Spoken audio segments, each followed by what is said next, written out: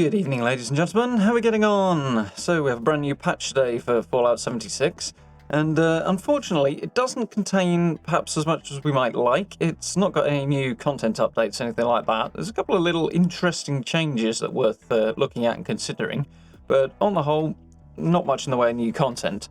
I think a significant part of that being down to the delay of Wastelanders. I think Bethesda were heavily geared towards that launching originally around about now. And with it being delayed down till Q1 next year, I think they've not really got anything to plug the gap with, which is unfortunate in the sense that obviously that means the game kind of rolls on in its current form without anything new for us to sink our teeth into, which is always a little bit sad. On the other hand, it's probably a good thing in some ways as well. It means they're not rushing anything out to sort of plug the gap with, and we don't get something half-baked, which would be bad for players, bad for Bethesda, and bad for the game as well. So, swings and roundabouts, I guess, but yeah, it's a little unfortunate that we haven't got anything new to sink our teeth into. It's been a while since we have had anything, so definitely a need for something there. Hopefully it bodes well for Wastelanders, and they've got most of the team focused on that. I'd imagine that's the case, so fingers crossed on that one. However, we do have a patch, and we do have a few interesting bits and pieces, so let's jump in and take a look at it. So, Fallout 76, Update 15 patch notes, November 19th. So we've got a 2 gig patch on PC, about 5 gigs on console, and general stuff. This is the shortest section, because the majority of this is bug fixes. Scrapbox can now be destroyed and has the same amount of health as a stash. Apparently, it wasn't destroyable before, it just functions along the same way that the stash does, and everything else is supposed to now.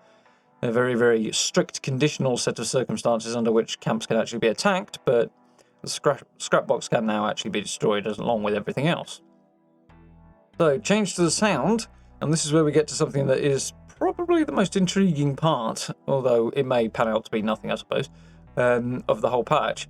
The music that plays on the main menu, rather, has been returned to the original launch theme. If we have a look a little further down, we can see that the background video playing on the main menu has also returned to the original launch video. So this could be as simple as we've had the Nuclear Winter one for a while and it's ready for a change. I'm definitely ready to hear something else, but then to be fair, I was ready for something new by the time they changed it last time as well. So it could just be that. It could also be indicative of the Nuclear Winter phase of updates having ended, and theoretically, this should be when we're moving into the Wastelanders series of updates, but obviously that's been delayed, so who knows quite where that's going to go, but it's a significant change, or a potentially significant change anyway. Interesting to think about. So beyond that, a couple of changes to the UI. The Atomic Shop has got a Fallout First category in it, which could elicit quite a reaction. It's possible that, I mean, I don't have Fallout First just now, so I'm not 100% sure, but it's possible that this could be just to make the items that you collect from having your membership easier to spot within the Atomic Shop menu. Or it could also be indicative of certain things being added to that membership that are available only to Fallout First members. Hopefully that doesn't include paying extra atoms out for those people, but we'll have to see what happens. Don't know about the details yet. I'll have to jump in the game and actually have a look. It'll be something we're doing later on this week. Related to that, also in the Atomic Shop, we have a free tag, which is now appearing in the Atomic Shop main menu option when there's a free item that the player has not yet claimed. So those extra freebies they give away should be that bit easy to find, which is really cool. Weeding through all the menus was kind of a pain in the neck to try and find that odd item that they're giving away free, so having it sort of located under its own heading and easier to find, I'm definitely pleased to see that little quality of life change. So the main menu video we've already touched on. Scrapbox. All junk items in the player's inventory now display in the Scrapbox transfer menu. So basically you can move stuff between the two and you can see it more clearly in order to do that. So a little quality of life tidy up thing more than anything else, I think, there. And also for the Scrapbox, when selecting a stack of items while using the Scrapbox, players can now select how many items from that stack to transfer, presumably between the Scrapbox and your main stash.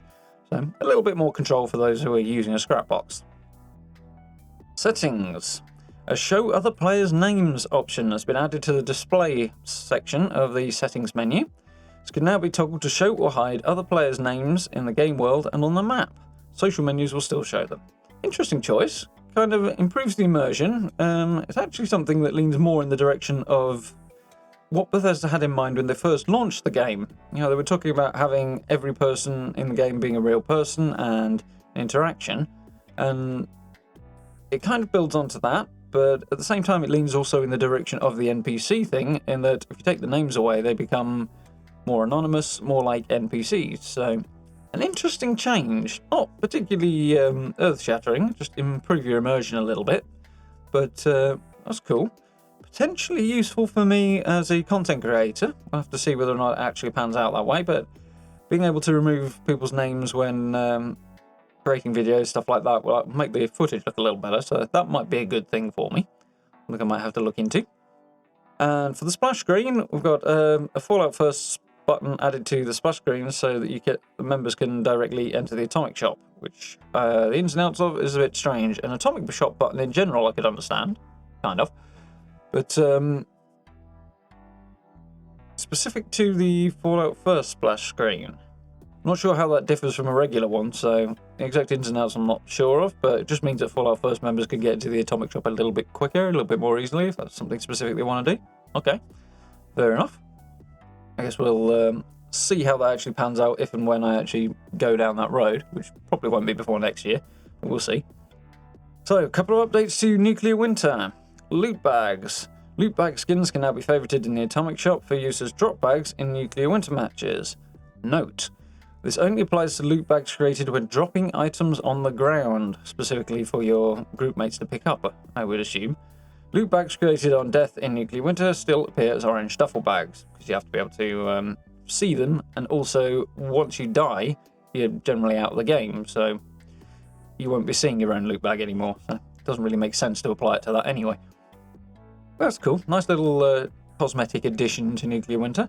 Only a small thing, but cool. And match summary. During XP bonus event, any bonus XP the player earned will now be displayed on the end of a match summary screen. Okay, so that just tidies that up. You can see what's standard XP and what's bonus XP, which is fine. Why they bring this in just after a double XP weekend, I don't know. You think it'd be the sort of thing they'd do before a double XP weekend. I'm guessing it's just timing of the patch. It's available and ready to go, so they put it in a patch, but there we go. If we're really lucky, though, it might be indicative of another double XP weekend coming up in the non-too-distant future, so that would be cool. Fingers crossed. Which brings us on to bug fixes. As per usual, extensive list. Not going to go through each and every single one of them, but I've got a few singled out that we will take a little look at, so let's hop over there. Okay, so as I say, quite a long list. A couple of specific ones that caught my eye. As per usual, if you would like to see the full set of patch notes, I'll put a link to them down in the description, so you can head over and read if you like. But for now, camp crafting and workshops. Build fixed an issue that would allow environment objects that were removed by building on top of them to sometimes reappear when the player's camp loads in. So occasionally if you place foundations, something like that, you can find bushes that you've bulldozed will pop back through the floor and therefore appear inside your camp. That shouldn't be occurring anymore. They should stay bulldozed when you load back in, which is a good feature. It's not exactly a major change, but a little bit of fine-tuning and an improvement, something I think most of us will be happy to see for the cleanliness of our camps. Crafting. This is an interesting one. When an item that contains multiple components, for example bulk ammo scrap, is scrapped while crafting or repairing another item, specifically, any unused components it produced will now correctly be sent to the stash or scrap box rather than disappear. So particularly relevant to vault raids given their cost to reward ratio. When you're using the bulk ammo scrap to make more ammo after that, it had previously been deleting any excess items rather than adding them into your stash, which it's not supposed to do, and now it will function properly, which is cool. Only a little thing, but given that the rewards compared to the cost of running the vault raids are not massive, this particular change would be a significant improvement, or the issue that they're correcting would be a significant problem, depending on how you want to look at it.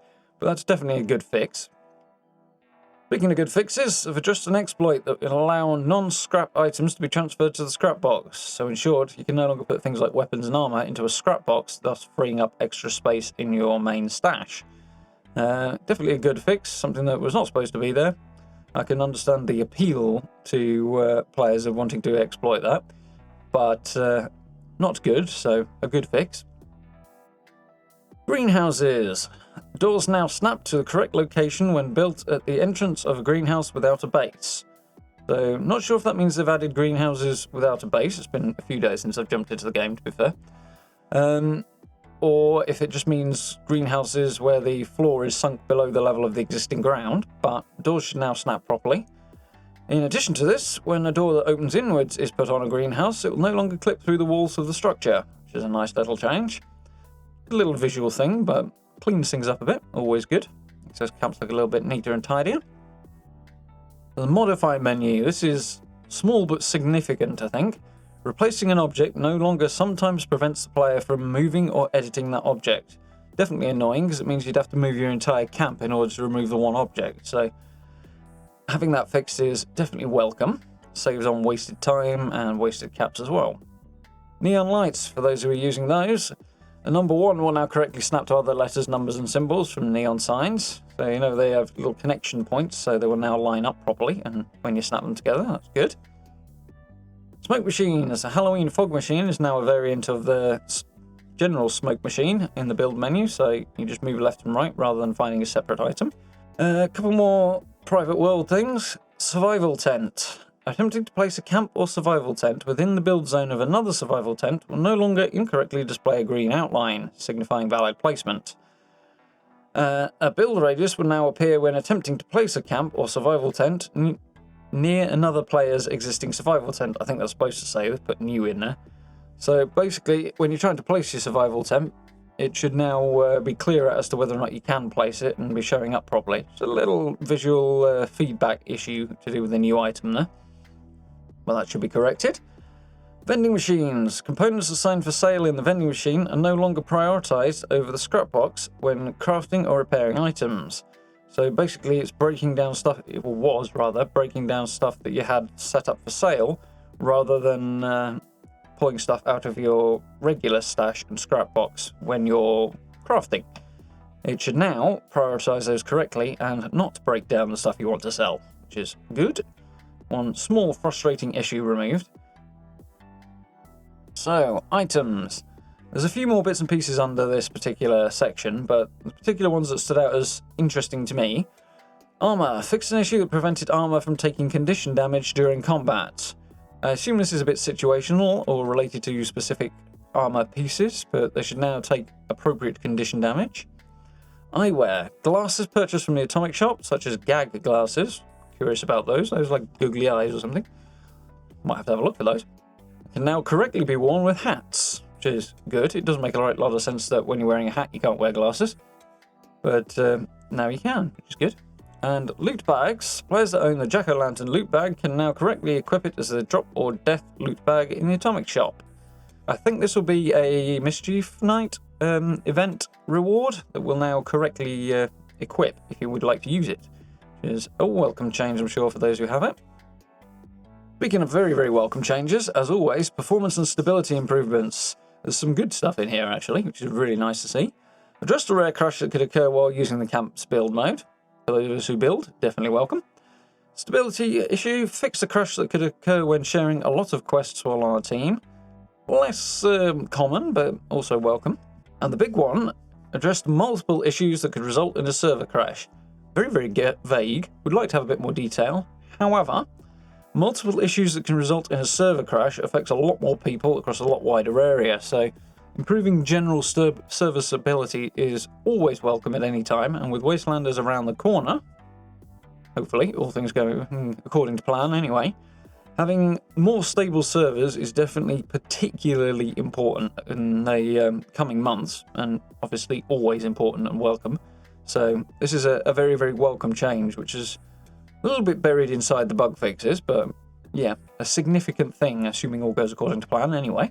UI, we've got quite a lot of stuff under here. It's not huge, vast things, but there's quite a long list of them. Basically, it's fixes to localization stuff, so your languages and things like that, if you're in different areas and English isn't your first language. And there's some stuff for private world UIs as well, things being grayed out when they're supposed to be grayed out, and better explanations, some placeholder text being removed. Not sure why placeholder text got put in the first place, but I'm going to throw the benefit of the doubt and assume that's not supposed to be the case. Either way, should be looking better now. So, changes to the world. Again, not earth-shattering stuff, but cool little changes. Flatwoods corrected the placement of several floating shrubs. Mononga Power Plant. Players can no longer fire weapons through control room windows in the plant's interior. Fixed the location at the White Spring Bunker that would allow players to clip outside the game's playable area. And specifically, I think the emphasis on clip here, and there's another item that is similar on this list as well. I think it implies that you can just sort of get up close to a piece of the wall and see outside the game, to the kind of void, I suppose, beyond the textures. It doesn't imply here that you can actually get entirely outside the game area, but I guess it's a visual thing more than anything else. Certainly everything else seems to be. Top of the world. Fun little thing that's probably a good change. The cage that Madigan's body is in at the top of the world now actually has a rope. Never noticed myself that it was missing. Don't know if that's because it's a recent visual issue that's occurred. But it's now suspended by a rope rather than floating in midair. So great. And of course, a handful more things as well. So, nuclear winter. A few bug fixes here. Some of them quite significant, some quite small. But the biggest one of the lot is the combat change. Damage resistance.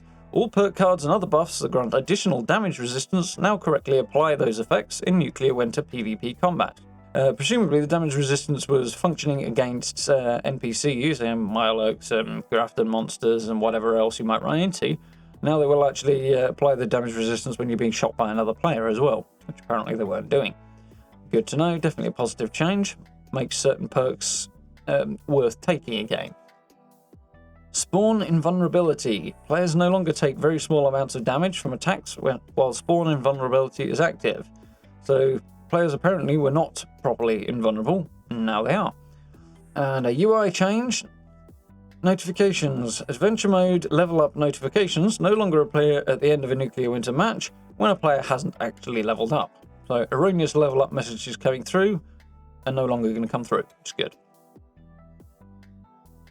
So, a couple of little world changes. Morgantown fixed a specific spawn location that could allow a player to spawn inside a normally inaccessible building.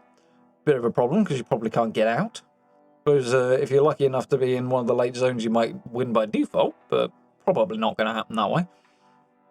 Fixed an issue that could allow a player to enter an inaccessible building during nuclear winter matches in Morgantown. It's also a good change because it'll give you an unfair advantage if players don't know that you can get in there and you figured it out. And Halloween decorations have now been removed from Vault 51, which is thematically appropriate. Which is cool. Got to keep our eye out now for Christmas decorations arriving, I should imagine, which will be cool and probably arriving way too soon for anybody's liking, at least mine anyway. So a couple of weird things that I wanted to pull out separately. There's a couple of bugs here that are, well, weird in a word. Specifically in how they interact. So there's a lighting issue they've fixed that could cause lighting to load incorrectly when playing a non-English version of the game. And for Vault 76, changing appearance, disconnecting while changing appearance in the appropriate menu while you're creating a new character, will no longer prevent the player from opening a map after logging back in. So I wanted to highlight these particularly because they're really, really weird.